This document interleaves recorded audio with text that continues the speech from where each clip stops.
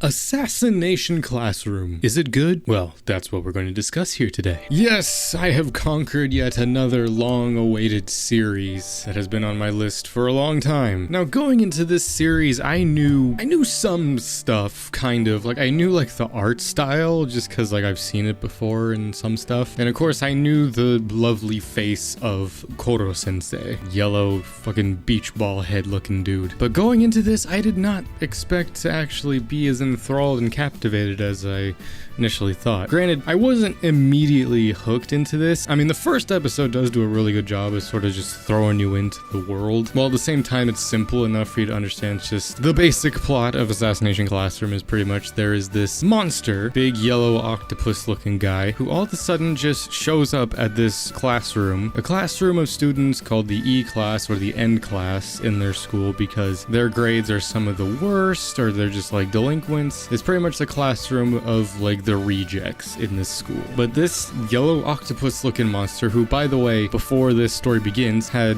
apparently blew up a chunk of the moon and has also said that in a year's time I'm gonna blow up the earth. I'm going to blow up the earth! And there's nothing you can do! But he shows up at this specific classroom and decides, I want to teach these students. But there's a caveat to this whole thing because obviously the world, or at least the government, is aware of this creature, but still trying to keep it under wraps for the most part. No weapon can kill him. Like, we've shot missiles, nukes, everything at him. He just catches them and throws them back. He's too strong. He's too fast. He moves at Mach 20. So there's a bounty out on his head for 30 billion yen. So, you know, a life-changing amount of money. But pretty much the only thing that can harm this monster are these specific knives and BBs that are called anti-sensei or anti-me bullets and knives, which is made out of a material that can harm him. And the objective, other than making it to graduation, is for these students to assassinate Koro-sensei. But over the course of these 47 episodes, it becomes a thing where at first they're all trying to gun for that 30 billion yen, each of them trying to kill him. It becomes a very heartfelt and heartwarming story as we get more towards the end, where they realize, damn it,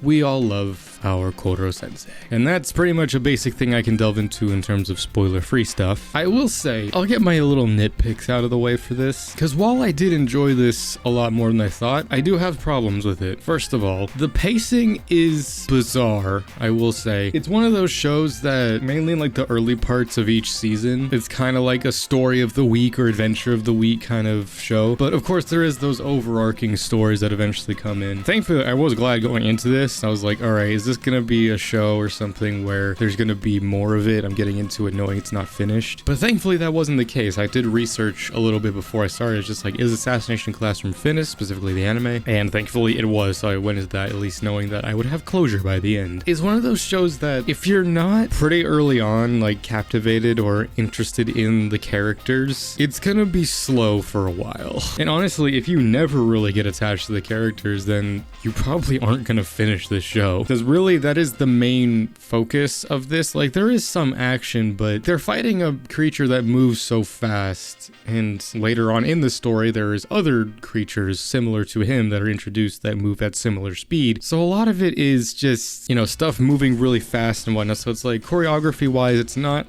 at all impressive. I mean, where the choreography is impressive is when they're doing like training stuff between the students. There is one fight in particular I think about that really did impress me. It's much more a character story, which again, I respect. A lot of my favorite anime are those, where there maybe is a pinch of action, but it's not the takeaway. Also, I don't know if it was just how Crunchyroll had it, but some of these episodes, the art style and the exposure was cranked up a little too high. I'd click on some episodes and some of their skin would just be so bright. I'm just like, okay, someone needed to chill on the exposure. But other than that, I don't really have anything else I could really complain about with it. I mean, again, like I said with the pacing thing, I think it could have done with being a little shorter. I feel like the second season didn't need to be 25 episodes. The first season I feel like was fine being as long as it was, because like you're still like really getting introduced to the characters, getting, you know, more attached to them. But the second season I feel like we could have cut out maybe 10 or so episodes. Maybe make it like a 10 to 13 episode second season, just have it be that. But yeah, other than than that, I don't really have any other negatives. Other than that pretty lengthy list of negatives, I don't have any other ones. So we'll talk more about praises. The art style is, I feel like it's unique. It is done by Studio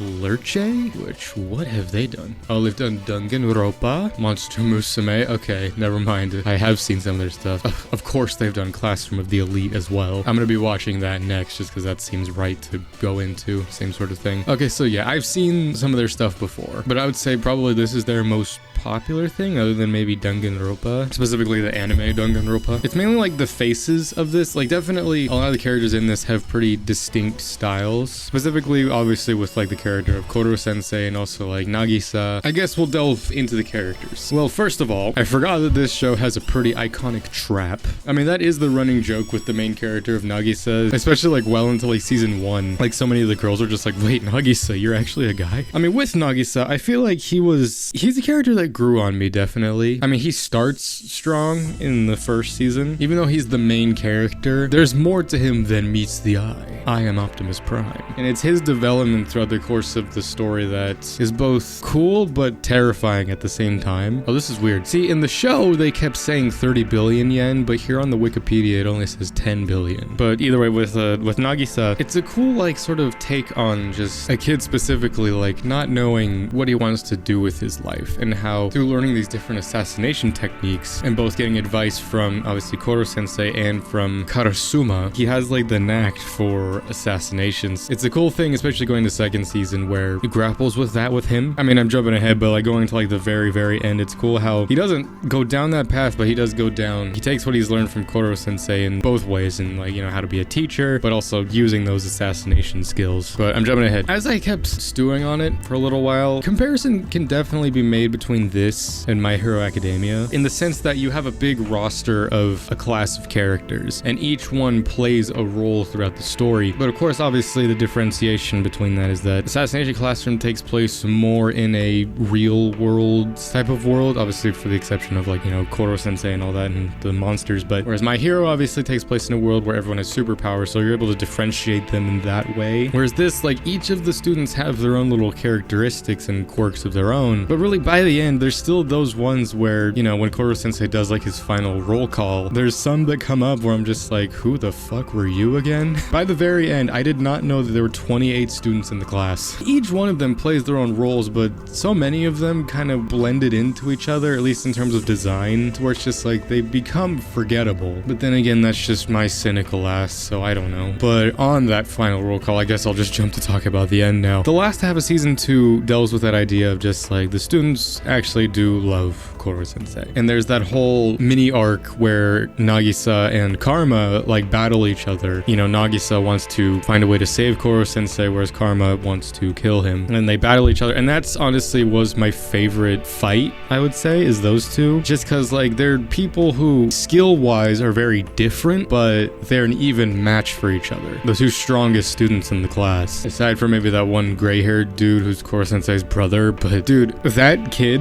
became so irrelevant so quickly. He was like a big bad like during all of season 1, then he went through his redemption phase, lost his tentacles, and then he did nothing for the rest of the show. I genuinely started to forget he was even there. Like I thought he would play some role in some of the arcs later, especially with like the green-haired girl, or even like with Koro Sensei in the fighting, but it's like nope. Once he lost his tentacles, he was just there. Again, like with the second half of season 2, you know, they were trying to find a way to save him. Weirdly enough, like as it was happening, I even said out loud, I'm just like, it'd be an Askeladd moment. Which, if you've watched Vinland Saga, a comparison can be made to that, where our main characters spend this whole chunk of time trying to kill this one person, and the time finally comes where they are given the opportunity to kill this person, and they sort of just surrender to it. They could maybe resist, but there's no point in it at this point. I probably should have said spoiler warning, but yeah, spoiler warning. Koro Sensei's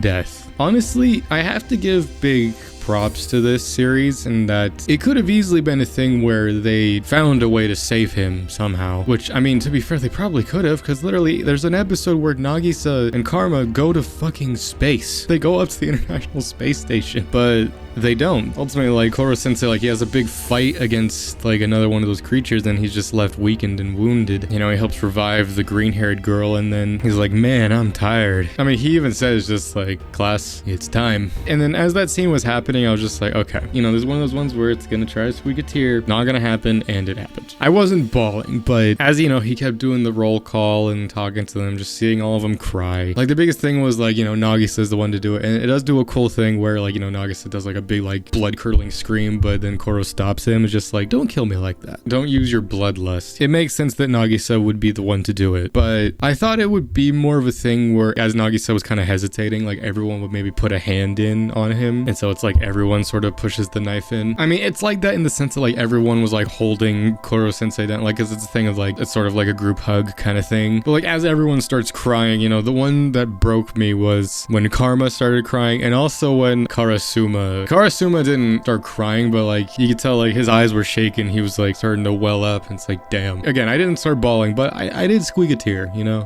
There was like one that started trickling, and I was like, damn it. Because I'll be honest, even up to that point, I liked the story and I liked what was happening, but I wouldn't say I was like fully invested in what was happening. A lot of like the stories that were centered around just like them doing their school antics as opposed to like the assassinations and stuff was stuff that I was sort of just kind of skimming through. It's like, I get the gist of what's happening, but by the end, god damn it still got me. Which, I mean, it's easy just because like it's a scene where like all the characters are crying. It's like this emotional song that's playing as well. Koro Sensei is given like a last monologue kind of thing, and it's like, of course it's gonna, you're made to cry there. But going back a bit, like Koro's last fight with like the Reaper or whatever, that was a story beat that I was pretty confused on, even up to like the last bit of it. It was a thing where like his original thing, like who he was as the Reaper, he passed it on to the other kid who became the Reaper. And then like the doctor who once experimented and created Koro, like he came back and became a part of it, and I'm pretty sure he died at the end. It was kind of quick. It was a thing where like they needed to have like that last antagonist, and they couldn't just have it be the military, obviously. And then the last episode, which was cool, which obviously was like, you know, they all finally get to graduate and everything. The bullies and whatnot kind of get their comeuppance, but also redemption. And then there's a 7-year time skip. You see where everyone ends up, and then the ending with Nagisa being a teacher, but he still has like those assassination skills. And then I didn't watch all of it, but like, you know, the 365 days, the recap movie. I just watched the scenes with Karma and Nagisa where they went back to the school and like they had their scenes there, which took place before the scenes we see in the final episode. And I was like, that's cool. You know, it was a nice little thing to just end on with that. Overall, this show, it was far from perfect, I will say, but I mean, at the same time, it made me emotional. Like, I can't deny it. Even though like I wasn't fully invested in everything that was happening, it showed by the end that I still cared about the characters. Even the ones that maybe had like a total of maybe 2 minutes of screen time, but by the end still had their name called out. I will say, when he's doing the roll call, I didn't know exactly what the order he was doing. I thought it was going to be like maybe alphabetical order or something, or it was like by seat order. I was kind of hoping he would save like Karma and Nagisa for last, because like the last two were like the last two who joined the class. You know, it was Ritsu and the gray-haired guy, because like Nagisa was like in the middle of the names. Overall, like there's a lot I could talk about with this and probably should talk about, but for the sake of it, I'm just gonna leave it at this. This show was fun and I do recommend it. Overall, what would I give it as a score? I mean, I think I gave like season 1 and 2 different scores, but I guess I'll just average it out. Overall, Assassination Classroom was a solid 8 out of 10. I had some problems with it here and there, but again, by the end, it's truly one of those shows where it's about the journey, not the destination. I mean, that's always what these kind of shows and series are, where there's a long-term goal. It's not about when we ultimately get to that goal. You know, it's the journey we go on, the friends we make along the way. And overall, I absolutely do recommend Assassination Classroom. Like, it's one of those ones where I feel like everybody might have a different kind of opinion on it. I fully understand people who have such a strong love for it and say like it's 10 out of 10. It's like, I'm not going to argue against people who say that this is one of their favorites, but I will say I don't know if I could agree with people who say that this show is horrible. I would understand if people say that this show wasn't for me and I couldn't really finish it, or just I never got around to finishing it, but I would probably argue against people who say that it was bad. You'll definitely know how much you did enjoy it by the time you get to the end and how you feel about it. Overall, Assassination Classroom, it was fun. I really liked it. It's cool to finally like check off some of these shows that are shows that I've just had in name only in my brain for a long time, and now like I have it with full context and everything. Pretty much just what it says here, Assassination Classroom with Koro Sensei's face right here. That's all I had in terms of like when I think about Assassination Classroom before I watched it. But now I can't look at that motherfucker's face the same ever again without kind of tearing up a bit. Either way, this was my review for Assassination Classroom. Join me for many other videos of the sort, be they future reviews, reactions, gameplay, and everything else that'll be coming out soon. So until next time, I'm Lancer. Thanks for watching.